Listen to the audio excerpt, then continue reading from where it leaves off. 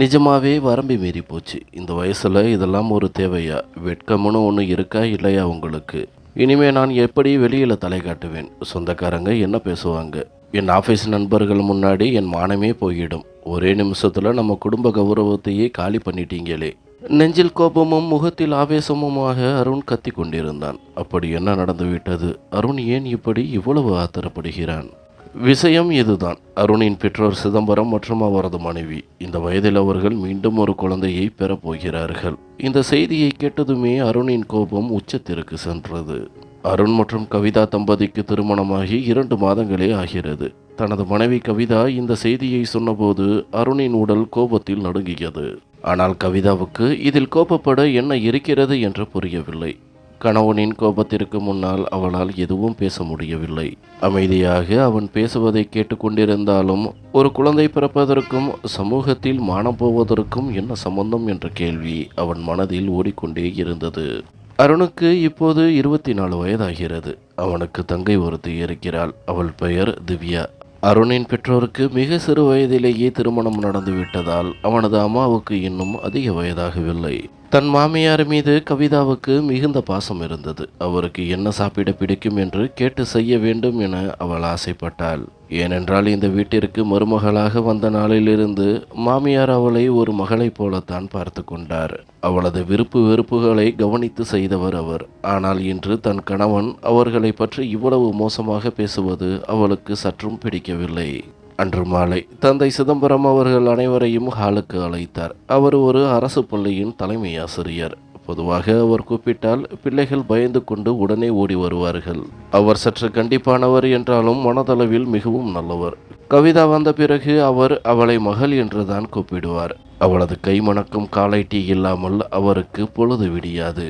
ஆனால் இன்று அவர் கூப்பிட்டும் அருணும் திவ்யாவும் வரவில்லை. இதை பார்த்து கவிதா வருத்தப்பட்டாள். அப்பா கூப்பிடும்போது பிள்ளைகள் இப்படி முரண்டு பிடிப்பது அவளுக்கு சங்கடமாக இருந்தது. வழக்கமாக எல்லோரும் சேர்ந்துதான் சிரித்து கொண்டே சாப்பிடுவார்கள். ஆனால் இன்று வீடே அமைதியாக ஒருவித பயத்துடன் இருந்தது. சூழலை சரி செய்ய கவிதா தன் அறைக்கு சென்று அருணிடம் சொன்னாள். அப்பா உங்களை கூப்பிடுகிறார், மறந்து விட்டீர்களா? இதை கேட்டதும் அருண் முகம் சிவக்க, எனக்கு யாரோடும் பேச விருப்பமில்லை. நீ என் பொண்டாட்டி, நான் சொல்றதை மட்டும் கேளு, தேவையில்லாமல் அறிவுரை சொல்லாதே என்று கத்தினான். கவிதா அதிர்ந்து போனாள். அப்போது கதவு தட்டப்பட்டது. தந்தை சிதம்பரத்தின் குரல் கேட்டது. அருண் அருண் பதில் சொல்லாமல் போனில் பிஸியாக இருப்பது போல காட்டிக்கொண்டான். கவிதா கதவை திறந்தாள்.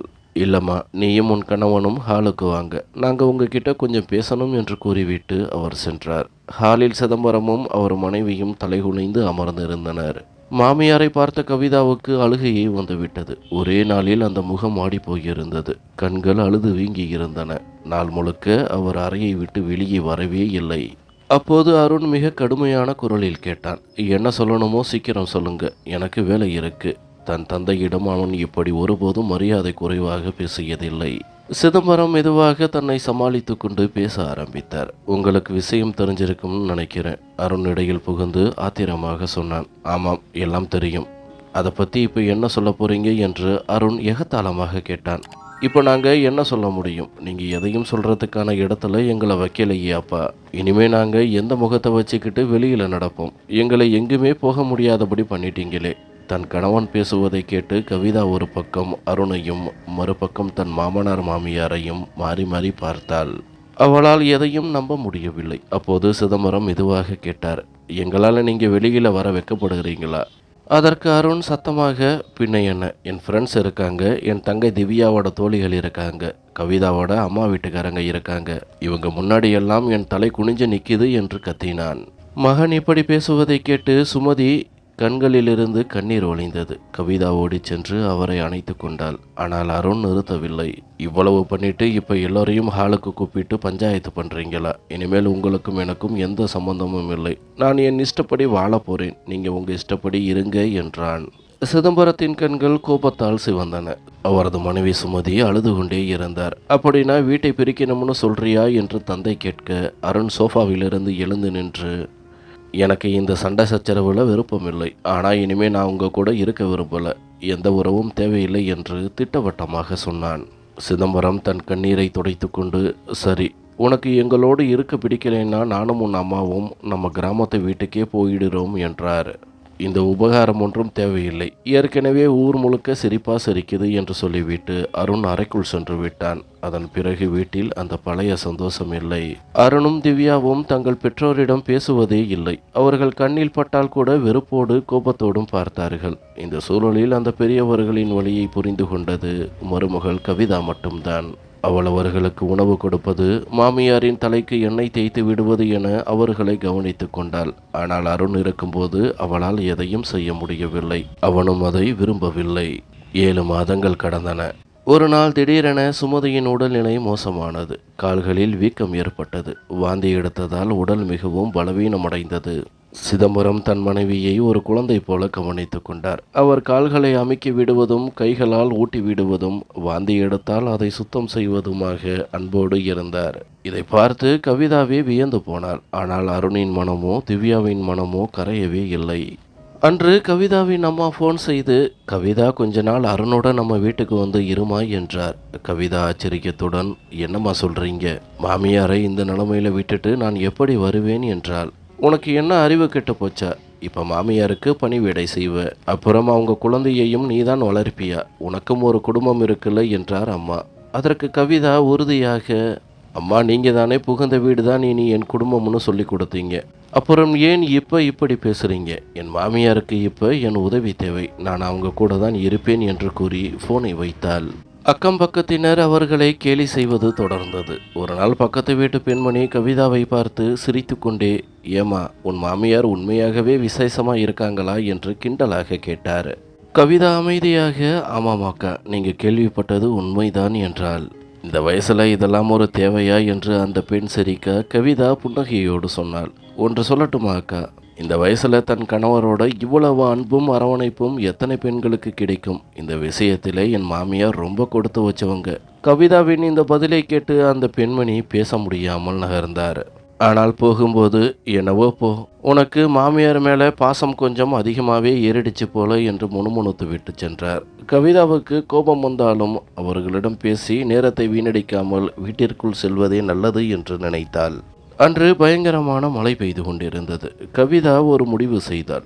மழையின் குளிர்ச்சிக்கு இதமாக சூடாக ஏதாவது சமைத்தால் குடும்பத்தினர் அனைவரும் ஒன்றாக அமர்ந்து சாப்பிடுவார்கள் என்று நினைத்தாள். தன் மாமியாருக்கும் கணவன் அருணுக்கும் பிடித்தமான உணவுகளை சமைக்க தொடங்கினாள். இன்று எப்படியாவது அருணையும் திவ்யாவையும் சமாதானப்படுத்தி அப்பா அம்மாவுடன் சேர்த்து சாப்பிட வைக்க வேண்டும் என்று அவள் மனதிற்குள் ஒரு சின்ன சிரிப்பு வந்தது. அவள் சமைத்து கொண்டிருந்த போது திடீரென சிதம்பரம் சமையலறைக்கு ஓடி வந்தார். கவிதா, சீக்கிரம் அறைக்கு வாமா, உன் அத்தைக்கு உடம்பு சரியில்லாதது போல இருக்கு என்றார் பதற்றத்துடன். கவிதா பயந்து போய் ஓடினாள். அங்கே சுமதி படுக்கையில் வலியால் துடித்து கொண்டிருந்தார். வியர்வையில் நனைந்து கடவுளின் பெயரை சொல்லி கதறினார். கவிதாவுக்கு என்ன செய்வதென்றே புரியவில்லை. அவளுக்கு இது போன்ற விஷயங்களில் முன் அனுபவம் இல்லை. அவர் கையை பிடித்து கொண்டு, அத்தை பயப்படாதீங்க, ஒன்றும் ஆகாது, இப்பவே ஹாஸ்பிட்டல் கூட்டிக்கிட்டு போறோம் என்று ஆறுதல் சொன்னாள். சிதம்பரம், அருணுக்கு ஃபோன் பண்ணுமா, அவன் ஆஃபீஸ் வண்டியில் வந்தா சீக்கிரம் போயிடலாம் என்றார். கவிதா பதற்றத்துடன் அருணுக்கு ஃபோன் செய்தாள். பெல் போய்கொண்டே இருந்தது. ஆனால் அவன் எடுக்கவே இல்லை. பலமுறை முயற்சி செய்தும் பலனில்லை. வேறு வழியின்றி திவ்யாவின் அறைக்கதவை தட்டினாள். திவ்யா, சீக்கிரம் வா, அம்மாவுக்கு ரொம்ப உடம்பு முடியலை என்றாள். திவ்யா பயந்து போய் ஓடி வந்தாள். அங்கே தந்தை அம்மாவின் கால்களை தேய்த்து கொண்டிருப்பதை பார்த்தாள். அருண் என்ன சொன்னான், வரானா என்று சிதம்பரம் கேட்க கவிதா அழுது கொண்டே, அவர் ஃபோனை எடுக்கவே மாட்டேங்கிறார் அப்பா என்றாள். சிதம்பரம் எதையும் பேசாமல் தன் சட்டையை போட்டுக்கொண்டு கிளம்பினார். எங்கப்பா போறீங்க என்று கவிதா கேட்க, வெளியில போய் ஆட்டோவாவது கிடைக்குமான்னு பார்க்கிறேன், மழையில யாரும் வருவாங்களான்னு தெரியல, ஆனா வேறு வழி இல்லை என்று கூறிவிட்டு மழையில் நனைந்தபடியே ஓடினார்.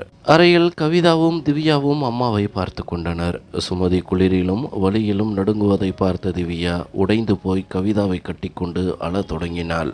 அண்ணி, நான் அம்மாவிடம் ரொம்ப தப்பாக நடந்துக்கிட்டேன். அம்மாவோட இந்த நிலைமைக்கு நான் தான் காரணம். அவங்க என்ன மன்னிப்பாங்களா? அவங்களுக்கு பழையபடி சரியாகிடுமா என்று கதறினாள். கவிதா அவளை தேற்றி, எல்லாம் சரியாகிவிடும், கடவுளை வேண்டிக்கோ என்றாள். அந்த வழியிலும் சுமதி திவ்யாவை தன் அருகே அழைத்து அவள் தலையை வருடி கொடுத்தார். மீண்டும் அருணுக்கு ஃபோன் செய்தபோது ஃபோன் சுவிட்ச் ஆஃப் என்று வந்தது. கவிதா தன் வீட்டிற்கு ஃபோன் செய்தாள். அண்ணன் காரில் வந்தால் உதவியாக இருக்கும் என்று நினைத்தாள். ஆனால் அவளது அண்ணன் காரோடு வெளியூர் சென்றிருப்பதாக அம்மா சொன்னதும் அந்த நம்பிக்கையும் தகர்ந்தது. சற்று நேரத்தில் சிதம்பரம் ஒரு ஆட்டோவுடன் திரும்பி வந்தார். அருண் வந்துட்டானா என்று அவர் கேட்க கவிதா தலைகுனிந்தாள். எல்லோருமாக சேர்ந்து சுமதியை தாங்கி பிடித்து ஆட்டோவில் ஏற்றினார்கள். பலத்த மழையில் அந்த சிறிய தூரம் கூட அவர்களுக்கு ஒரு யுகம் போல நீண்டது. 20 நிமிட போராட்டத்திற்கு பிறகு மருத்துவமனையை அடைந்தனர். சுமதி அவசர சிகிச்சை பிரிவில் அனுமதிக்கப்பட்டார்.